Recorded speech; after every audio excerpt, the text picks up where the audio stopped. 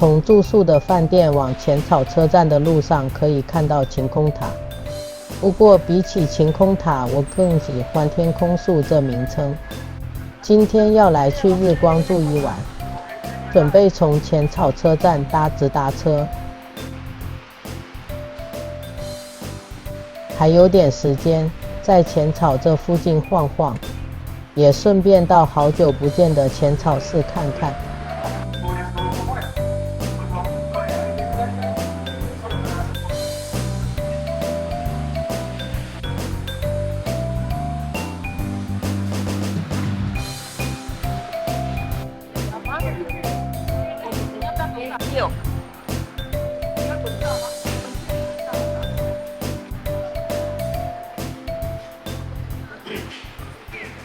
依然壮观的雷门大灯笼，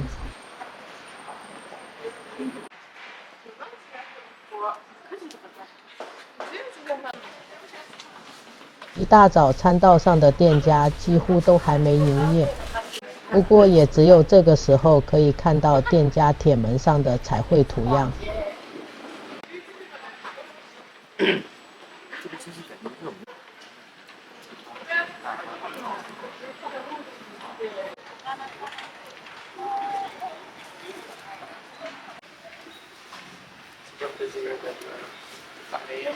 浅草寺是东京都内历史最悠久的寺院，山号为金龙山，供奉的本尊是圣观音，大家通称为浅草观音。浅草寺的主殿又称为观音堂，原本的建筑在1945年东京大空袭时被烧毁，现在看到的是1958年重建的。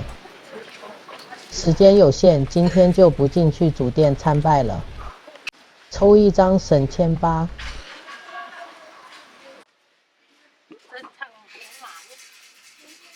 很迅利，学得好。要怎么摇？摇反过来，有没有个洞？对，往下，往下。这里。嗯。25。这里。哪里？啊，这里25。这里。几页？几页？看来运势不错，这趟旅行应该顺顺利利。我们要来发育。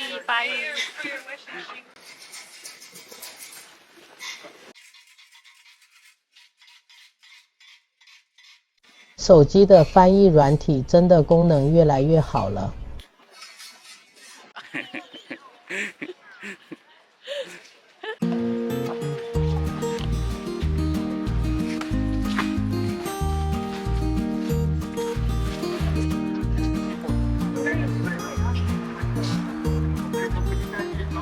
时间差不多了，来去浅草站搭车。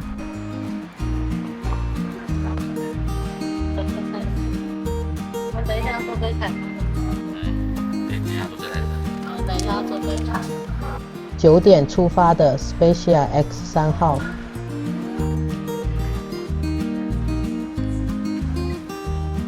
发现车站里有纪念章。浅草站。有雷门大灯笼的浅草站。那个熊手好可爱哦。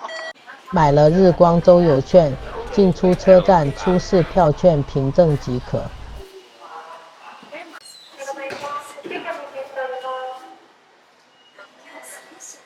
我们的车班来撸，它的6号车厢有一间大包厢，可坐7人，要预约，费用15000日元，要价不菲，但还是会一瞬间秒杀。发现它的 logo， 来合照纪念一下。搭乘这台观光列车，除了使用周游券外，还必须额外付特急列车的票价。另外还有好几种不同的座位与包厢也要额外付费。我们买到的是位于1号车厢的沙发座，是个很特别的座位哟。进入时提供定位资讯给服务人员即可。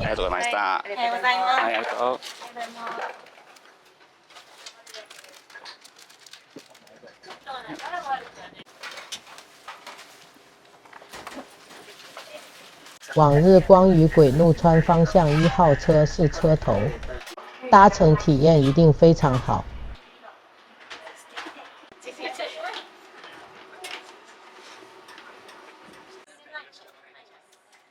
发车前，车长先生来跟大家致辞，然后来与大家一起拍照。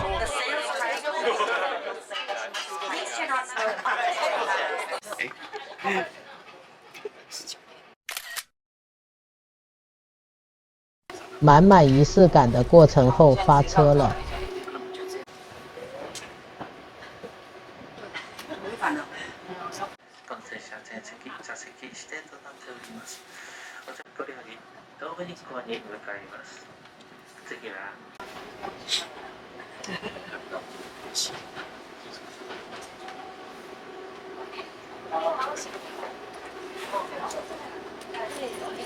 发车后，吧台也开始营业，有贩售咖啡、点心、纪念品，还连啤酒都有。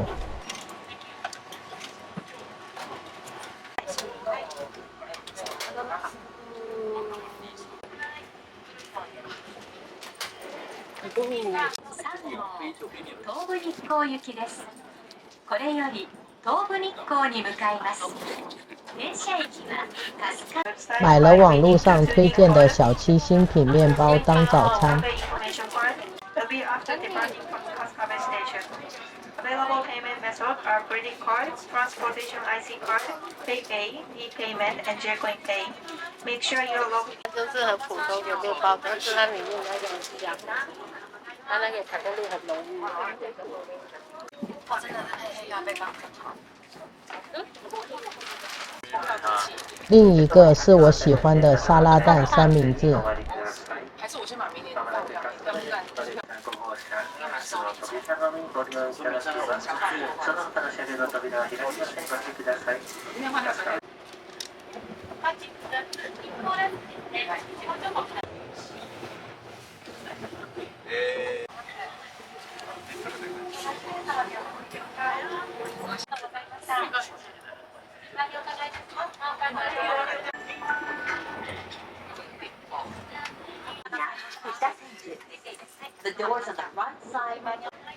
一段时间后，吧台才会开放给其他车厢的乘客消费。车长先生又来帮大家拍照咯，一桌一桌的询问是否需要帮忙拍照，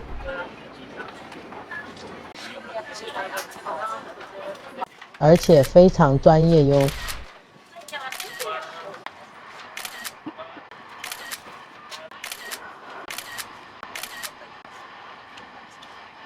早餐吃完了，带大家看一下其他车厢。从最尾端的6号车厢开始，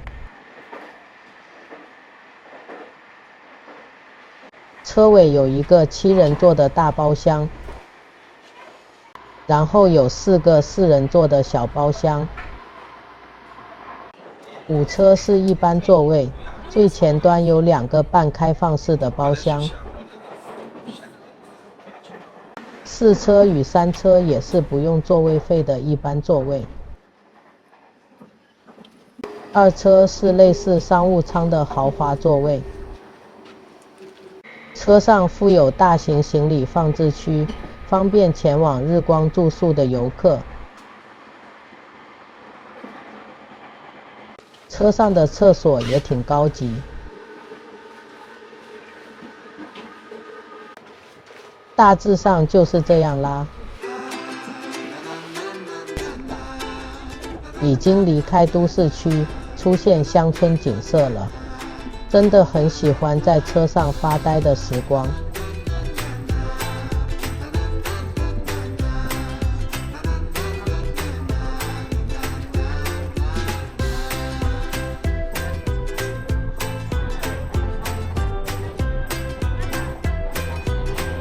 也可以到车头看风景。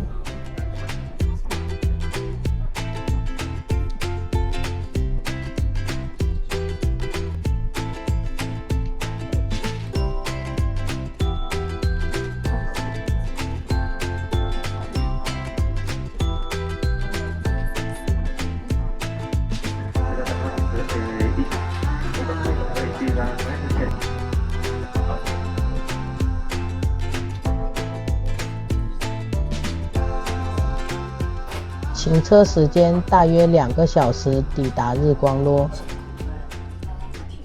ありがとうございました。いってらっしゃいませ。ご乗車ありがとうございました。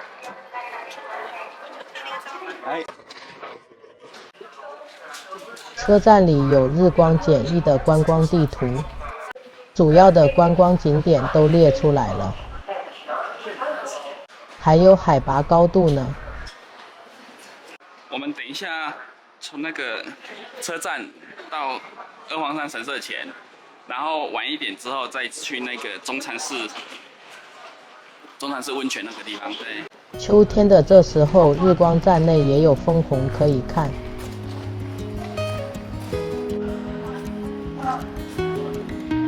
这个时间点正是最美的山色风，很容易拍出美美的照片哟。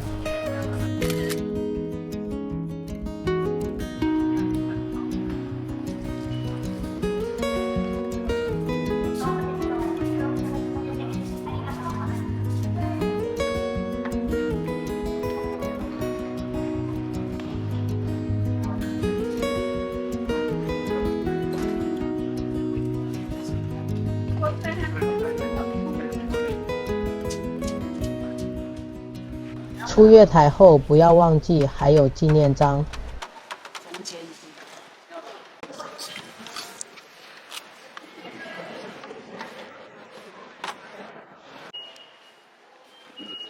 想体验在地美食茶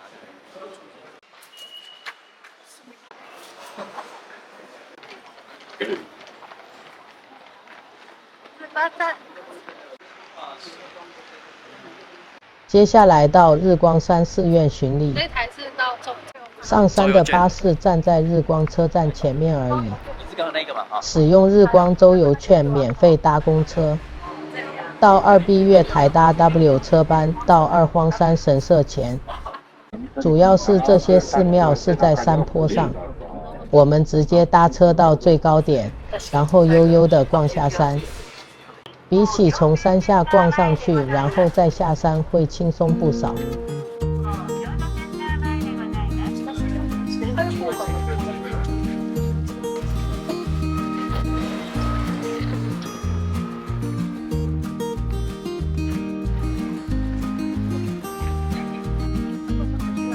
也有听他讲钢琴。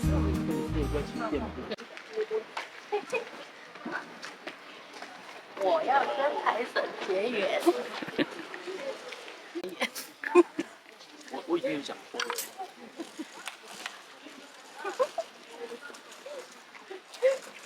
二荒山神社是祈福与祈求姻缘非常灵验的神社，拥有1200多年历史。因为不远处的宇都宫市区也有一座二荒山神社，为了区分，所以这边会再加上地名，全名为日光二荒山神社。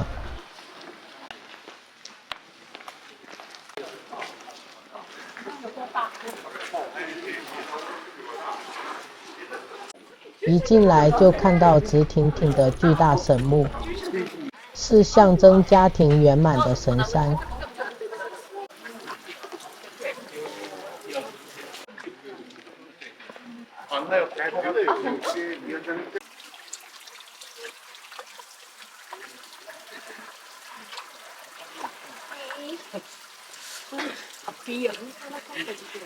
门的另一侧有象征夫妻圆满的夫妇山。主殿前有象征良缘与财富的金兔。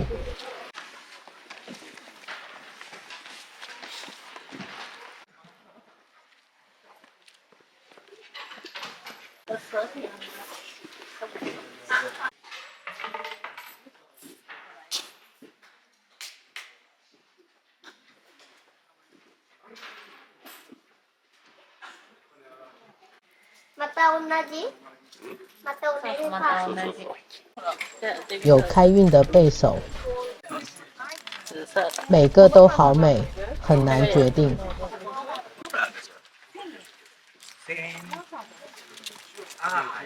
那我觉得这个比较好。啊，你先喜欢这行。好。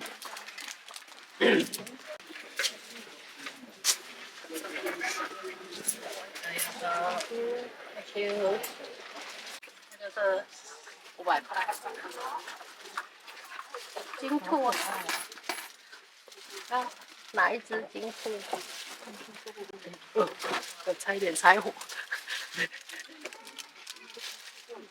金兔。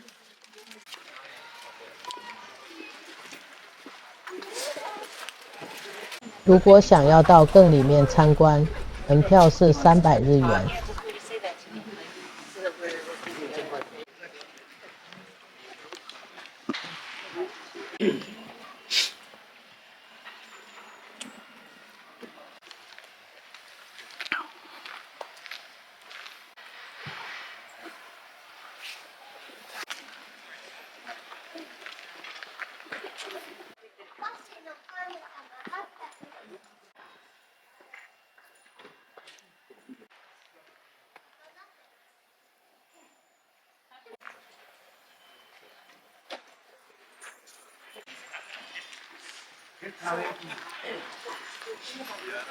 有个套圈圈的小游戏，每人3次机会，只要有套中就有好运。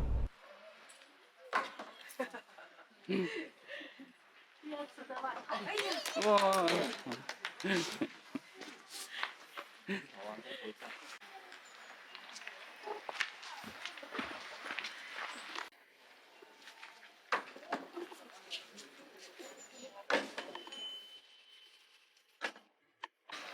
太大力了！哦，丢球过洞的小游戏，一人3颗球， 18岁。只要能穿过鸟居上的小洞，就有好姻缘。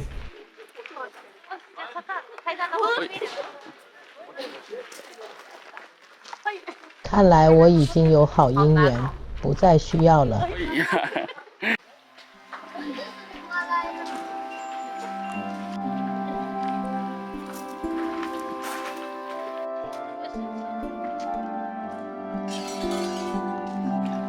洗钱的，然后洗完之后变钱。步道里面有7幅神像，那几个吧，一个是拿琵琶。可以走，没关系，他讲说可以走。这个角度的光线好美。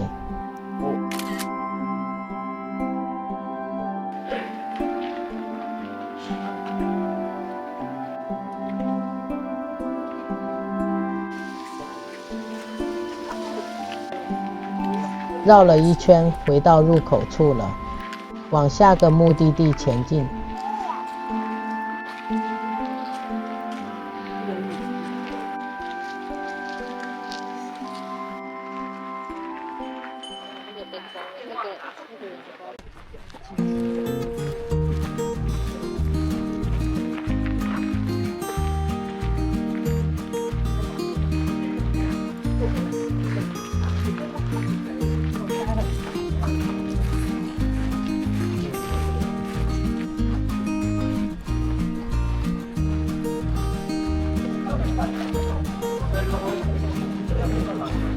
不远处就是日光最知名的东照宫了。门票每人1600日元。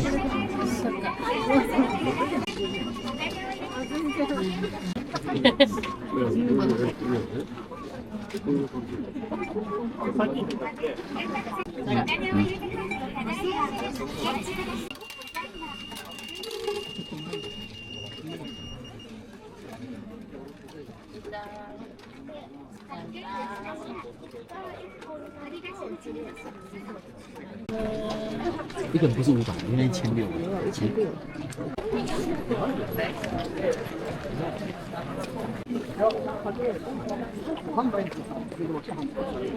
はい、お願いします。はい、どうぞ。はい。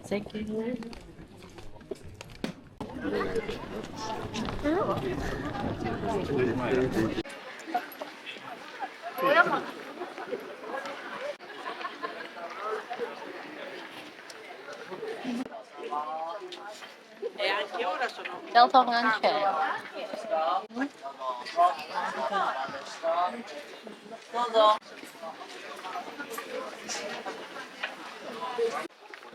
日光东照宫建于1617年，是日本各地东照宫的总本社，主要祭祀江户幕府第一代征夷大将军德川家康。另外，香殿也配祀太阁丰臣秀吉以及镰仓幕府第一代将军源赖朝。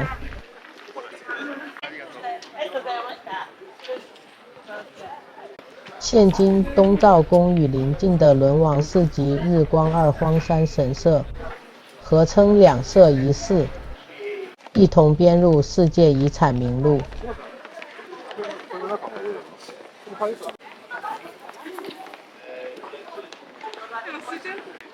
日光东照宫最大的特色之一就是它非常的金碧辉煌，整个寺院大量的使用金箔装饰，在光线的照射下十分耀眼。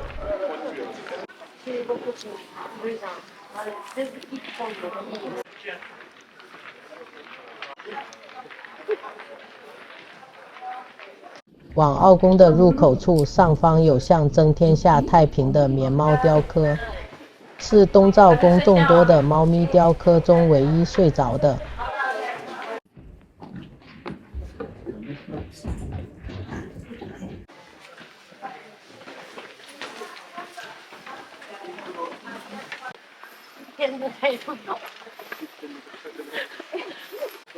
从这边开始会有207阶向上的石阶梯，最上面就是德川家康的长眠之地。一开始家康安葬于静冈市的九能山，后来才移灵至日光山这边。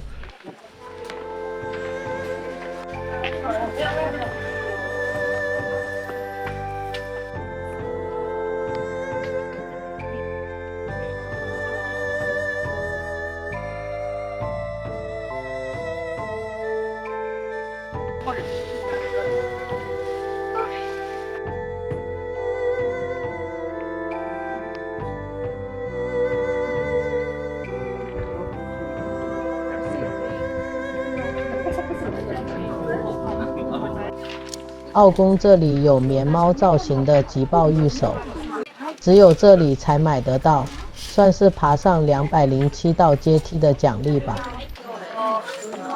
当然要带一只回家。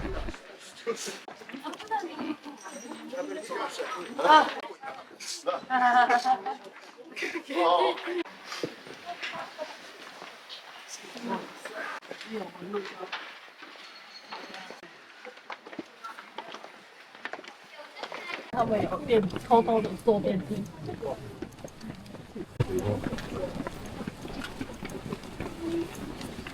到东照宫的主殿参拜需要先脱鞋，进去后发现不能摄影，大家有机会自己来体验吧。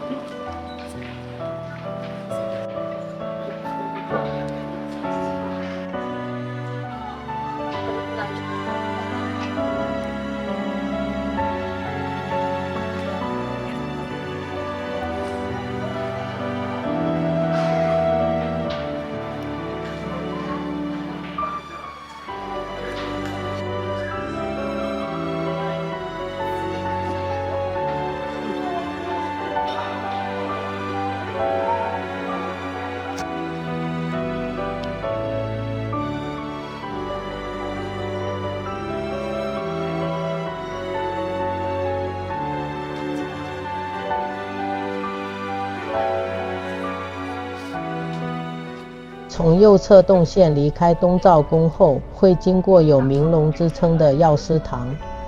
堂内的天花板上有个巨大的飞龙图样，在龙头下方敲打拍子木会出现清脆悦耳的回音，也因此获得明龙的称号。除了龙头，其余位置敲板则完全没有回音，非常特别。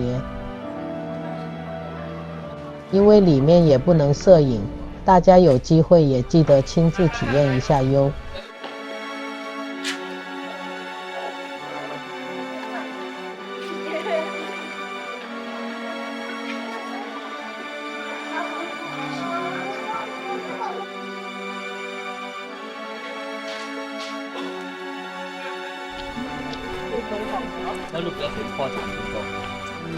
最后就是轮王寺了。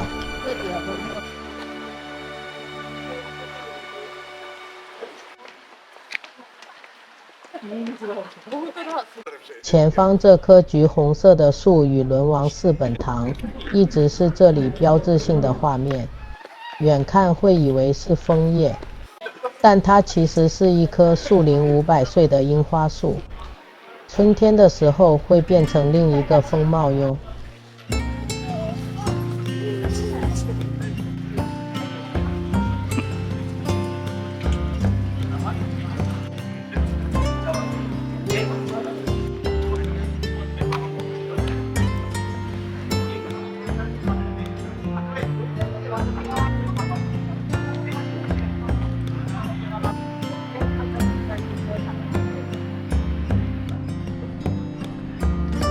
是保护处。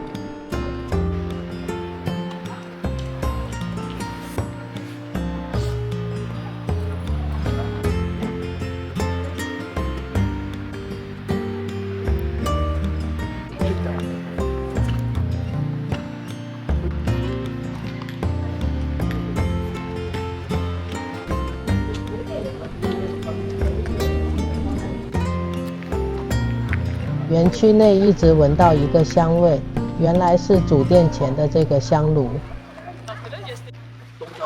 日光山的主要寺院巡礼结束，走下山搭公车前往中禅寺湖。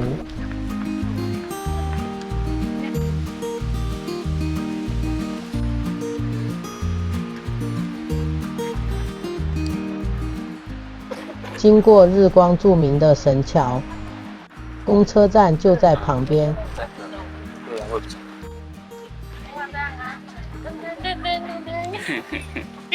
他们不是都这样吗？啊，这是缆车哦。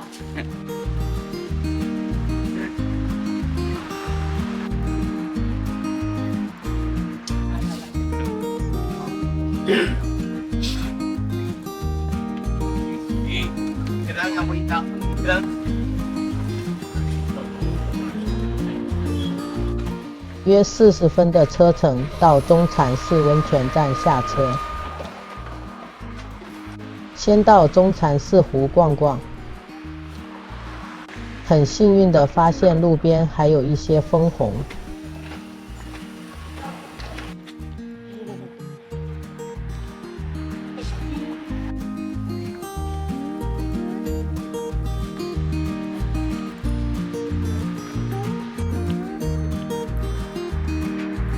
那个小红叶。我未得入手啊，老仔。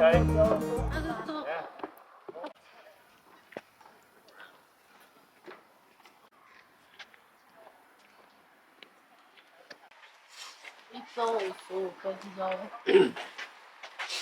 本来很期待搭乘中禅寺湖观光船的，结果只营业到2点半。好吧，其实在岸边晃晃也是很美的。地上满满的枫叶，早2个星期来一定超美。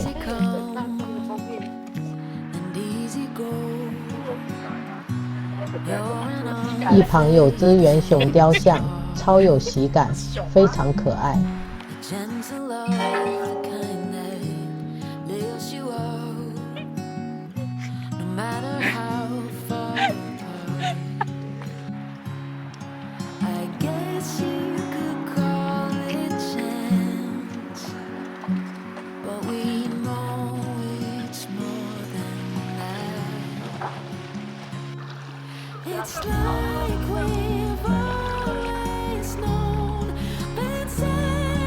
徒步往这边另一个知名的景点华岩瀑布前进。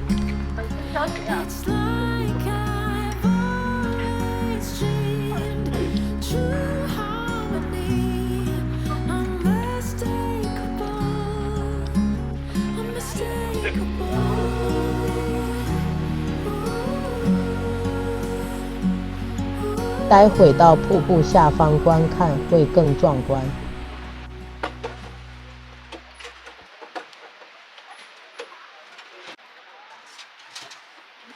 酱油丸子一直是我们的最爱之一。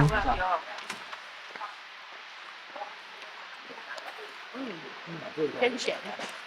会酱油的味道。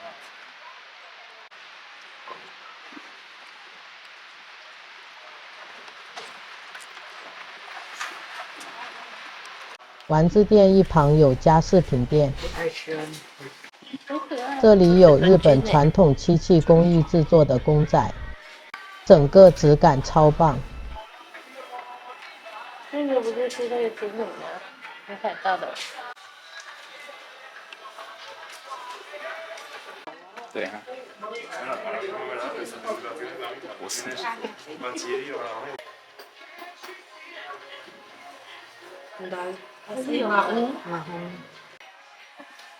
养不起活的人养木头。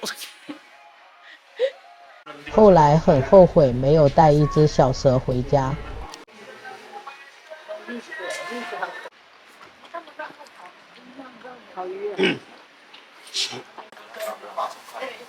这么冷的天气，看到热汤完全没有抵抗力。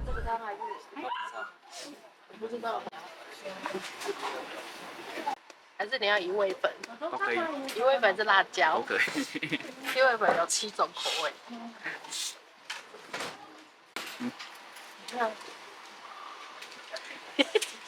它的鸡味粉好辣。听到了。一旁的烤鱼好香，买一只。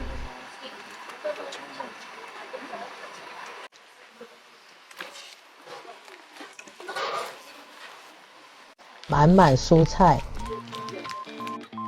酱油汤哦。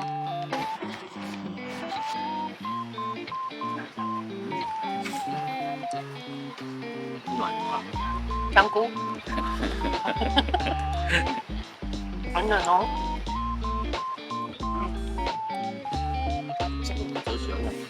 还有这个，这个会滑滑的那个是什么菇？菇吗？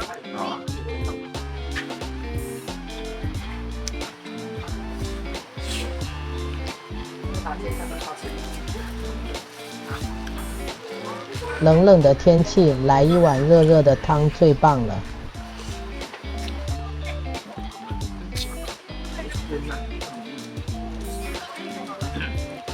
要怎么吃？直接咬吧。咬背吗？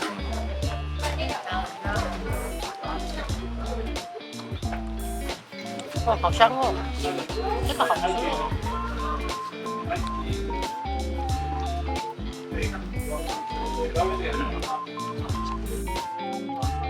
这很好吃哎，它很危险。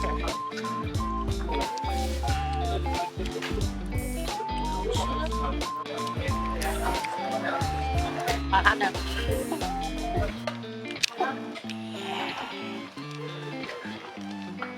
烤鱼非常好吃，很香，吃不多。喜欢吃鱼的朋友不要错过了，很推荐。华岩瀑布有2种方法到瀑布下方，可以走步道下去看，也可以买票搭电梯。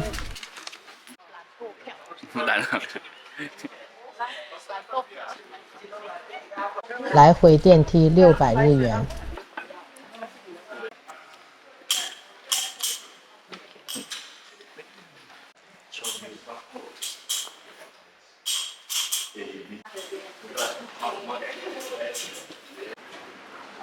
下来后还要走一小段路，就会抵达观瀑平台。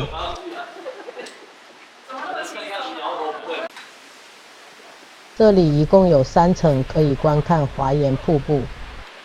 华岩瀑布高达97公尺，水量丰沛，雨季时更是壮观，而且还是日本3大名瀑布之一。另外2个是茨城县的代田瀑布与和歌山县的那智瀑布。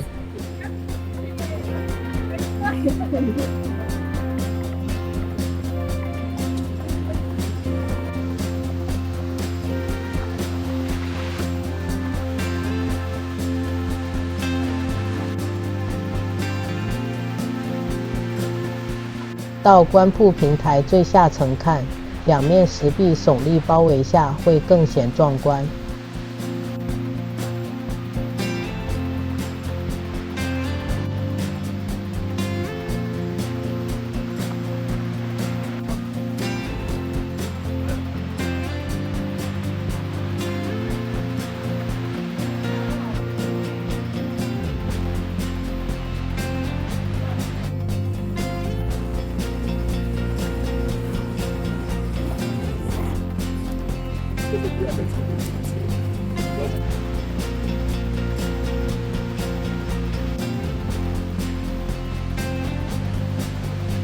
在瀑布区待久了有点冷，准备离开。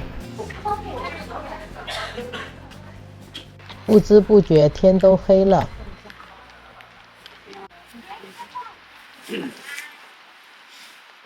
走回中禅寺温泉巴士站，搭车回日光市区。26B 月台搭车往东武日光站。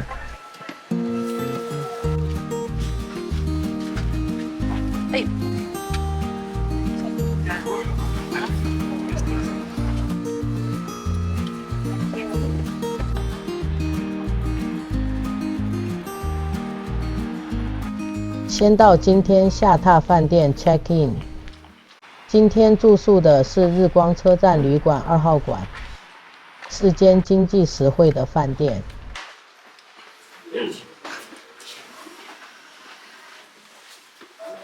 带大家快速看一下房间。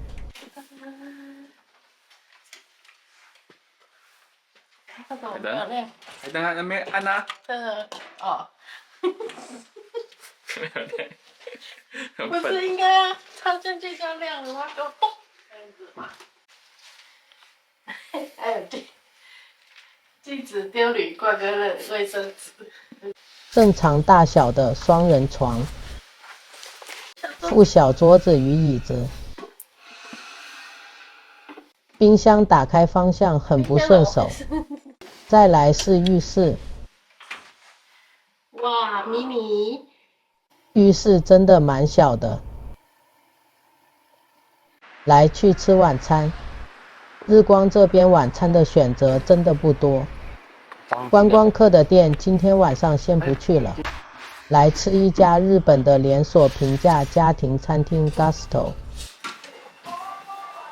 使用平板点餐，也有中文显示。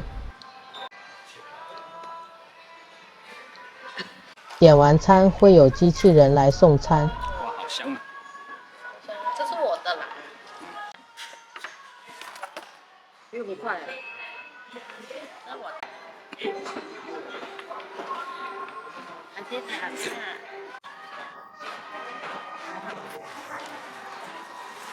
全部上桌啦，准备开动。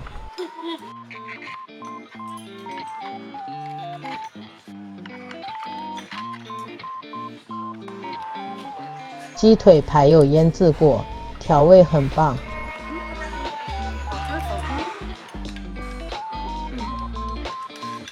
很好吃的。对啊，很好很好。试试老公的牛肉。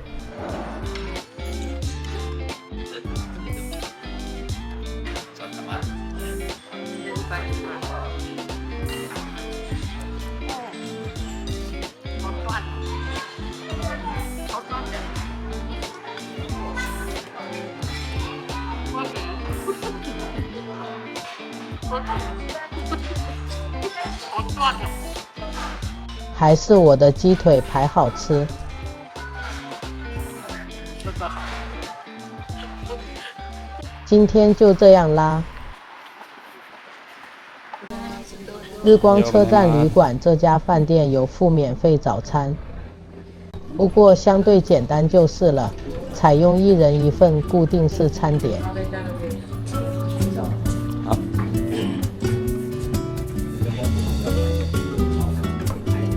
不用。咖啡、牛奶、蔬果汁自行取用。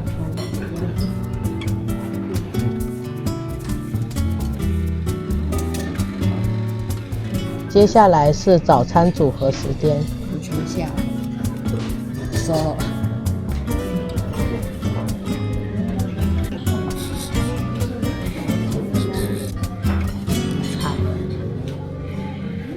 哇，可以找他吧。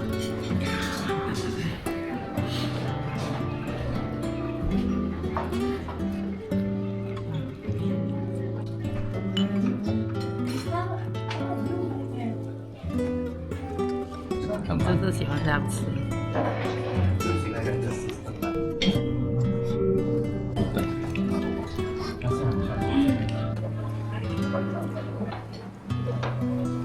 先饭后点点，草莓。吃饱后开始今天的旅程。听说鬼怒川枫叶正是漂亮的时候，所以今天临时改变行程，来去鬼怒川看看。出发前在日光车站前的马路上发现这片枫红，就在东武日光站前巴士站。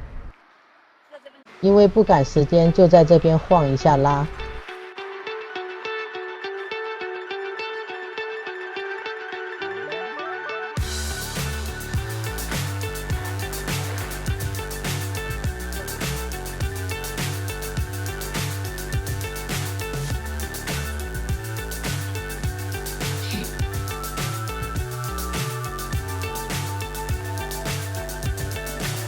So high, I'm hypnotized. What's up is down, what's left is right. Chasing stars and holding you. I can't see the end, but we'll see it through.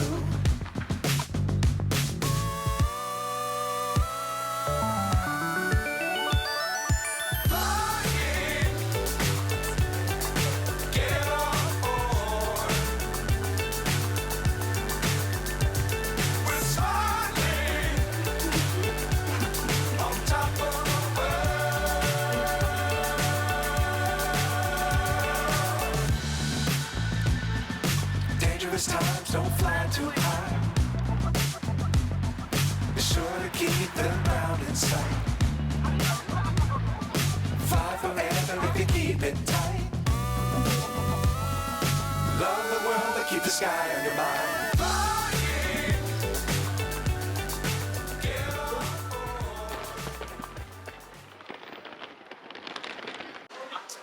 车站中有小小一区贩卖部，有贩售柠檬牛奶，很特别。很好奇是什么味道。无果汁啊，不就是鲜奶吗？是吧？调味乳啦。吸管好可爱，你看，迷你吸管。哎，这个一杯又比较贵。还不错哎。那个脸色，对。还有那个柠檬的香味，香香的。果汁，果汁牛奶。味道就像是加了柠檬的果汁调味乳，很特别，很好喝。说那个真的温暖。看起来不错。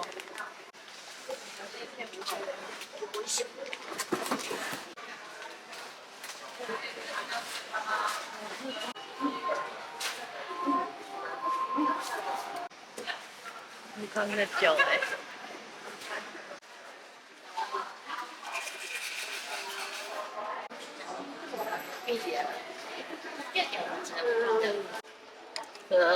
来开始这个。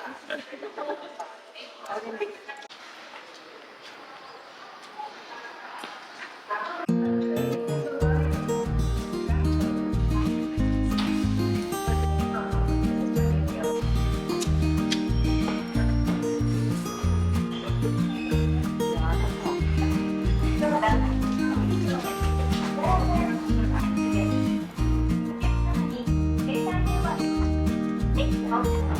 横 TN20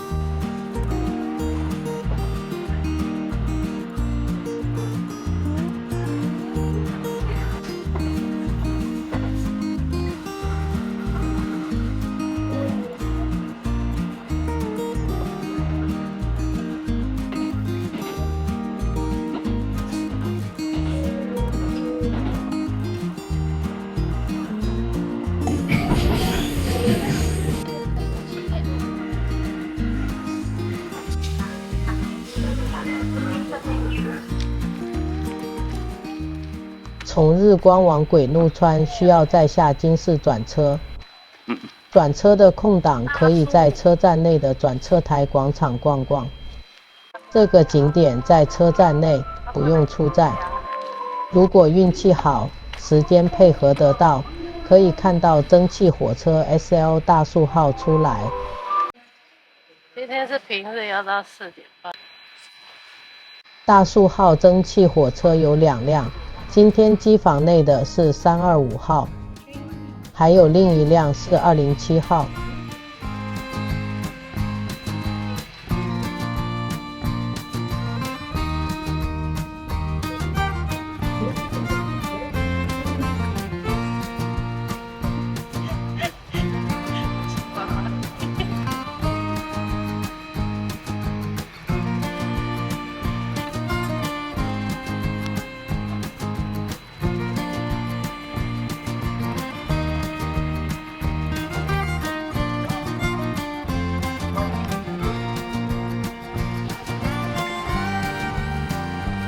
一旁的 SL 展示馆是个休息区，是个可以歇息与让小朋友游戏体验的地方。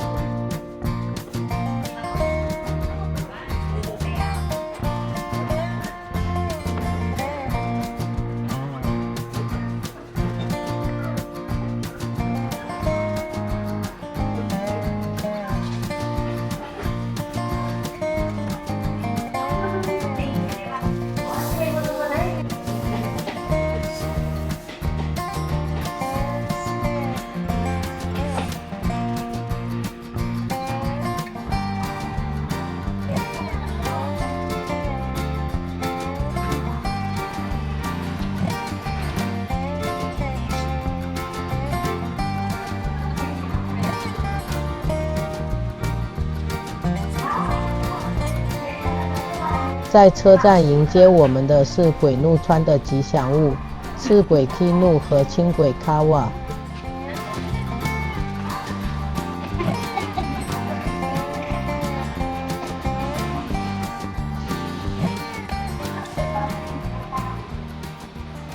站内有好几个纪念章，不要忘记了。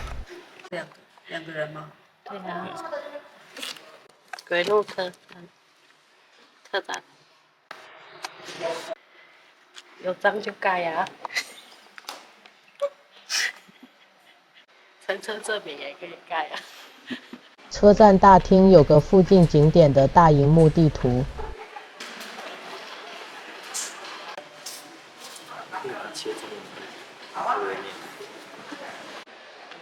来56号。站前有另一个转车台，正守在站前的鬼怒太，把零钱全部都放在这里。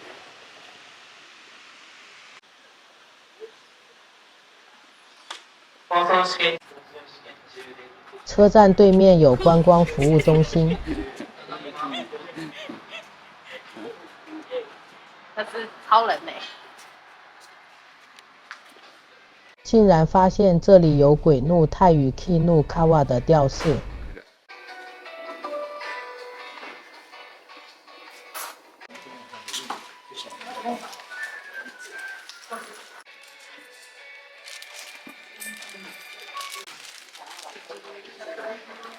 蛮神奇的。太对了。你看，往鬼怒盾岩大吊桥前进，那里可以看到鬼怒川最美的枫红大峡谷。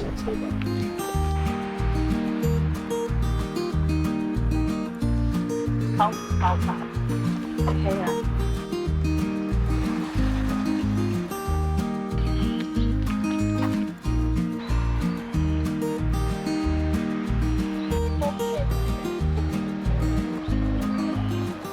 到大吊桥前，先经过了立岩桥，这里也很漂亮，可以先看看。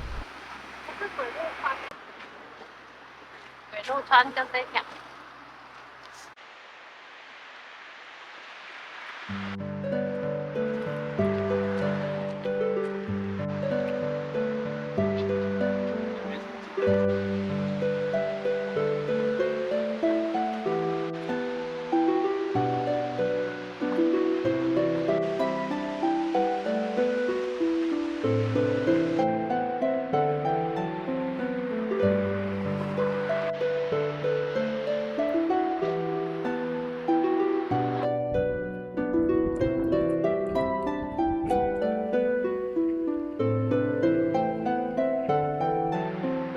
这边可以看到鬼怒川泛舟的乘船处，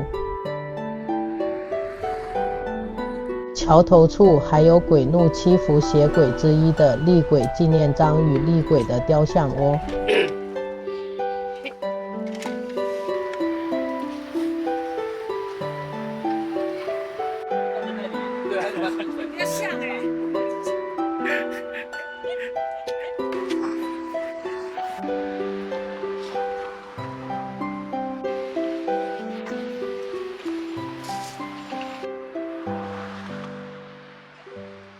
继续往大吊桥前进，立岩桥边有个人行步道，这个步道往大吊桥沿途的景色很不错哟。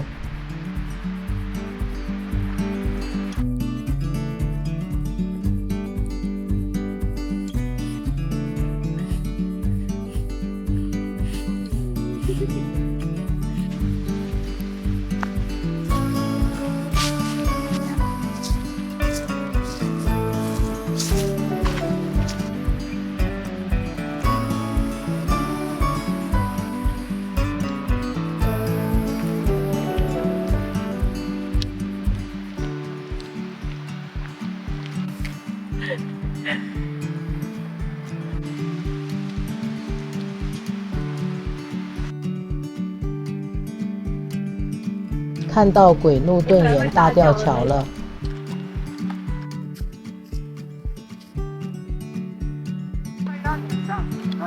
有没有上过？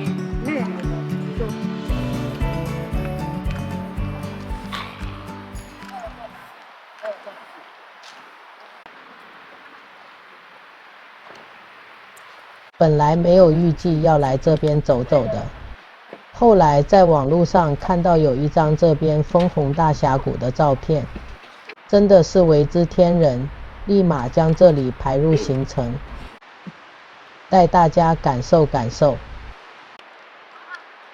真的是满山满谷的枫红哟。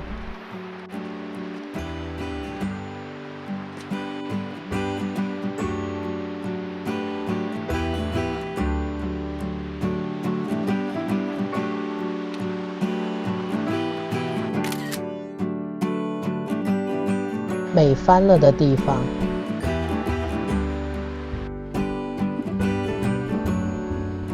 会越看越入迷哟。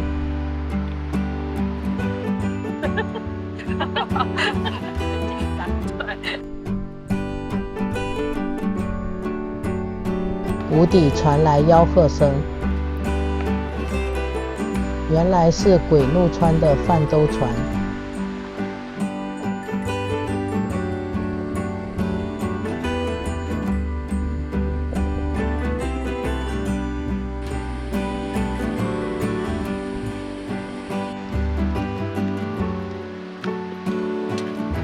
大吊桥的对岸有盾鬼雕像与纪念章。眼睛忘记了，很可爱。他是议员大使。保护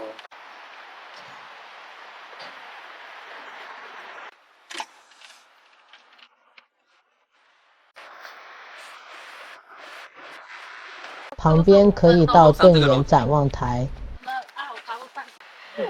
走，来去看看。爬上阶梯后，发现这个角度很美。到观景台有一小段路，边散步边玩吧。很远近。知道。Later on in the night, when the crowds have gone,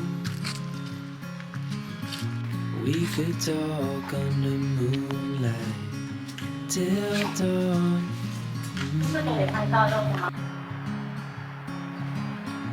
We could stay to watch the sunrise, cancel all our plans. 出隧道后就到目的地了。这就一个人。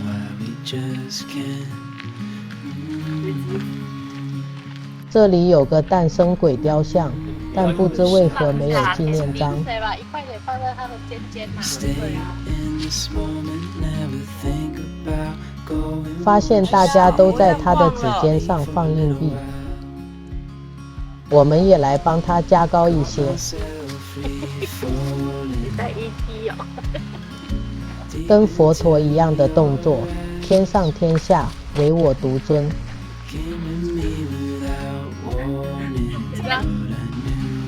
一旁是小小的鬼怒基神社。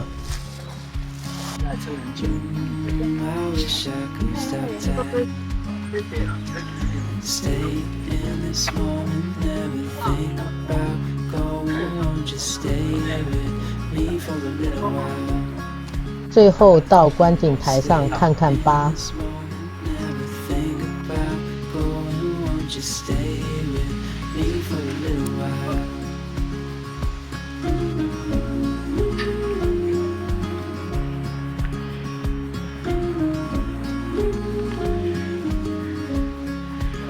真的有高，爬到腿软了。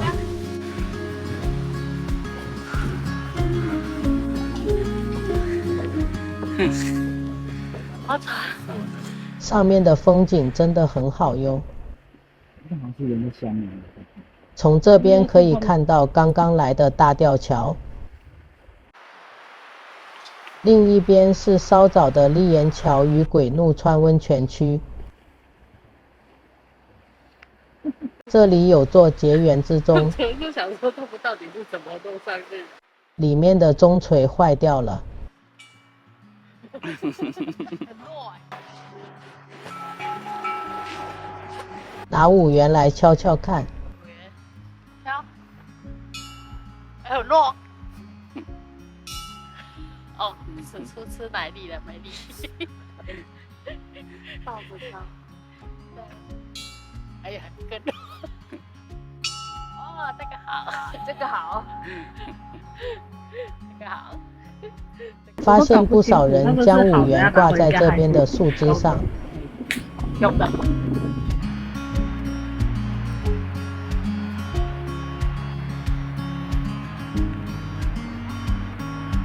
这里出乎我意料的美呢。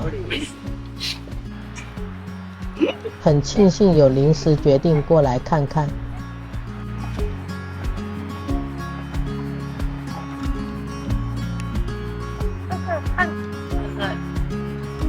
它有的是有。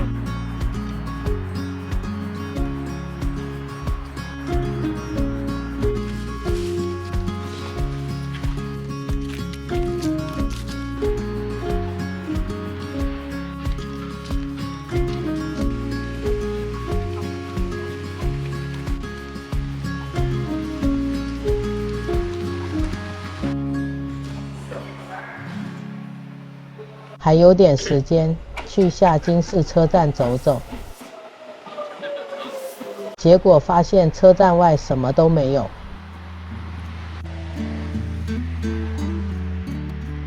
还好这里还有纪念章可以盖。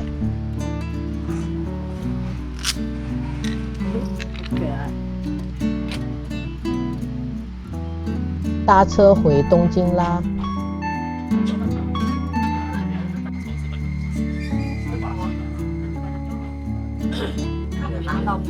Will be栃木。Thank you。回到东京，准备结束这2天1夜的小旅行了。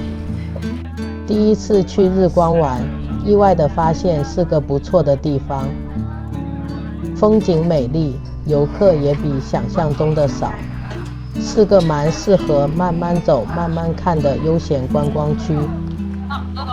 就这样啦。